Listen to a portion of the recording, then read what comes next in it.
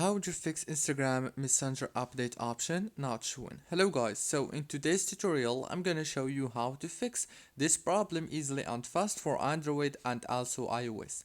So first thing you have to do is go to the settings, go to the wireless and networks option here, and then enable the airplane mode and go back to the settings page. Go to the apps manager, open the apps. On this page you will find all the apps that you have on your phone. So all what you have to do is scroll until you find Instagram. When you find it, click on it like this and it will take you to this page. This is the app information page.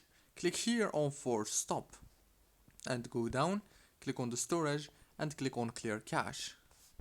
Go back to the settings page, go to the wireless and networks, disable the airplane mode, and now go to the home page and restart your phone. Then go to the Play Store and search for Instagram and click on update. Then reopen Instagram and the problem must be fixed. Don't forget to like, subscribe.